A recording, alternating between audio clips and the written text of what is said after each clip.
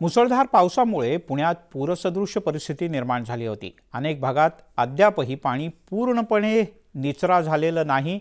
जनजीवन काही ठिकाणी अजूनही विस्कळीत आहे। अशातच खासदार सुप्रिया सुळे यांनी पुण्यातल्या पूरस्थितीची पाहणी केली। त्या आनंदनगर भागामध्ये पोहोचल्या। इथल्या घरांची पाहणी करत त्यांनी नागरिकांशी संवादही साधला।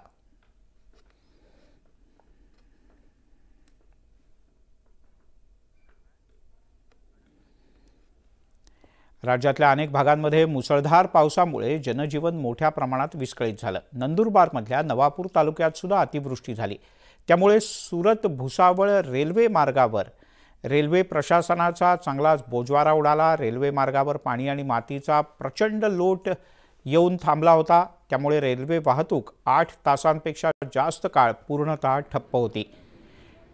सलग 8 तासांच्या मेहनतीनंतर भुसावळ सुरत रेल्वे मार्गावरची वाहतूक आता पूर्वपदावर आली। अप आणि डाऊन अशा दोन्ही बाजूने रेल्वे हळूहळू सुरू झाली आहे। त्यामुळे प्रवाशांना मोठा दिलासा मिळाला आहे।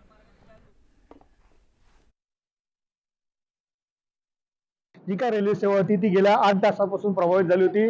नवापूर पासल्या कोळदा ते विसरवाडी दरम्यान 2 ठिकाणी एक तर रेल्वे रुळावरनं पाणी जात होतं आणि दुसरं रेल्वे रुळावरती मातीचा भराव आल्यामुळे मोठ्या प्रमाणात एका साईडची जी वाहतूक होती ती ठप्प झाली होती। दुसऱ्या साईडची पण वाहतूक ठप्प झाली होती आणि आता तब्बल 8 तासाच्या अंतरानंतर रेल्वेची ही वाहतूक सुरळीत झाली आहे। आपण बघू शकतात की नंदुरबार रेल्वे स्थानकावरती सकाळी 5 वाजेपासून थांबलेली जी काही बडोनी एक्सप्रेस होती, अहमदाबाद बडोनी एक्सप्रेस, ती बडोनी एक्सप्रेस आता नवापूरमध्ये दाखल झालेली आहे आणि ती नवापूरवरनं मार्गस्थ होत आहे। यात्री जे होते या रेल्वेमधले ते काहीसे कंटाळले होते की 8-8, 10-10 तासापासून एकाच रेल्वे स्थानकावरती त्यांना राहावं लागत होतं।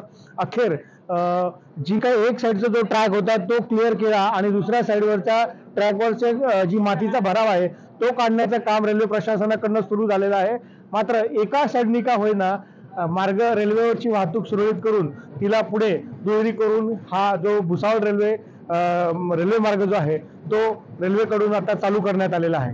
निलेश पवार, न्यूज 18 लोकमत, नवापूर, नंदुरबार।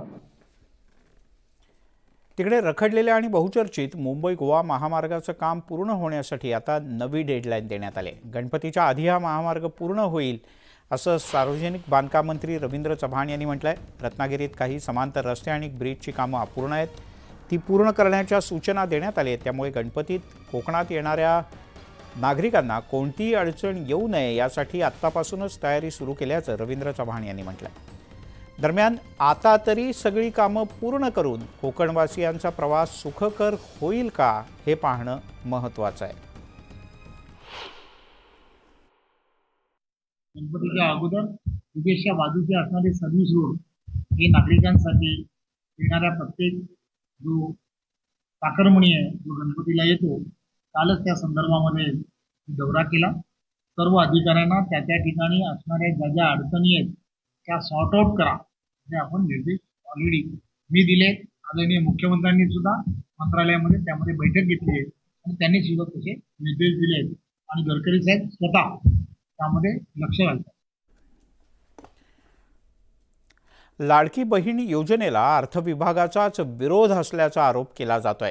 यावर आता शिवसेना खासदार धैर्यशील माने यांनी प्रतिक्रिया दिली आहे। घेतलेल्या निर्णयाशी सरकार कटिबद्ध असल्याचं ते म्हणाले। आमचं सरकार जेव्हा येईल तेव्हा देखील आम्ही ही योजना चालू ठेवणार आहोत। जे विरोध करतायत तेच लोक महिलांचे जास्त अर्ज भरून घेत आहेत असंही धैर्यशील माने म्हणाले। जवळपास 1 कोटी नोंदी महिलांच्या या योजनेअंतर्गत महाराष्ट्रामध्ये या ठिकाणी माई माऊल्यांच्या झालेल्या आहेत। निश्चितपणे महाराष्ट्र हा प्रत्येक सेक्टरमध्ये अग्रक्रमांकाने या ठिकाणी पुढे जातोय। एक नेगेटिव्ह सेट करण्याचा जो विरोधक काम करतायत, लोकांच्या समोर भ्रम प्रस्थापित करण्याचं काम करतायत। महाराष्ट्राच्या विकासानं त्याला सडेतोड उत्तर दिलेलं आहे। महायुतीच्या काळामध्ये झालेला विकास हा डोळ्यात अंजन घालणार आहे आणि हे जे आकडे आहेत हे बोलके आहेत। लाडका भाऊ लाडकी बहीण एकत्र आले असते तर दोन्ही पक्ष टिकले असते असं वक्तव्य मनसेचे सर्वेसर्वा राज ठाकरे यांनी केलं होतं। यावरून आता संजय राऊत यांनी राज ठाकरे यांना जोरदार टोला लगावलाय। आमच्याकडे ह्या मूळ गोष्टींकडे लक्ष द्यायला, पाण्याच्या प्रश्नावरती, आरोग्याच्या प्रश्नावरती, नोकरीच्या प्रश्नावरती आमच्याकडे वेळ नाहीये। आमच्याकडे काय चालू आहे? लाडकी बहीण लाडका भाऊ लाडकी बहीण आणि लाडका भाऊ एकत्र आले असते, दोन्ही पक्ष टिकले असते.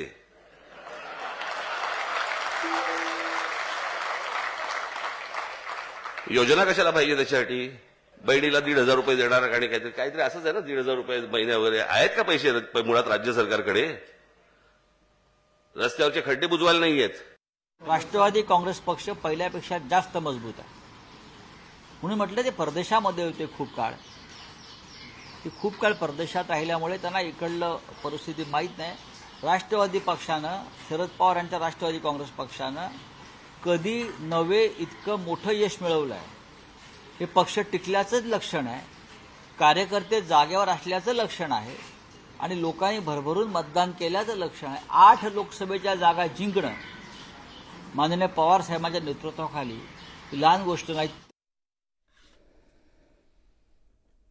तिकडे स्वबळाचा नारा की दबाव तंत्र असा आता प्रश्न विचारला जातोय आणि त्याचं कारणही तसंच आहे. लोकसभा निवडणुकीत राज्यात महायुतीला मदत केल्यानंतर आता महाराष्ट्र नवनिर्माण सेनेनं आगामी विधानसभेत स्वबळाचा नारा दिलाय.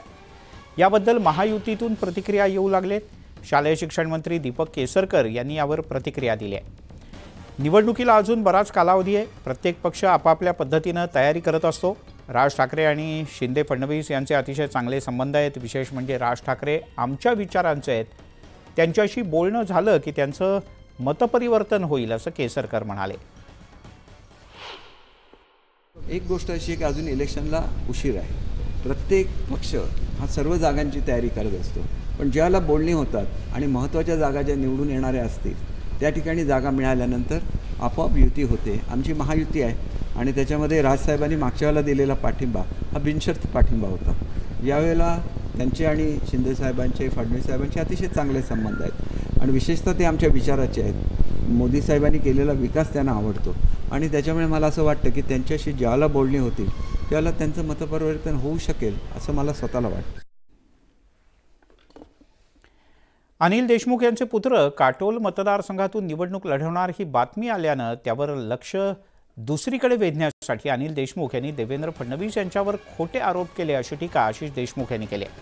अनिल देशमुख यांच्यावर त्यांनी थेट टीका केली. जर देशमुख यांच्या पेनड्राईव्हमध्ये काही असेल तर त्यांनी ते जनतेसमोर आणावं, नाहीतर फॅशनेबल नेता म्हणून फक्त ट्रेंड चालवावा असा टोलाही त्यांनी अनिल देशमुख यांना लगावला.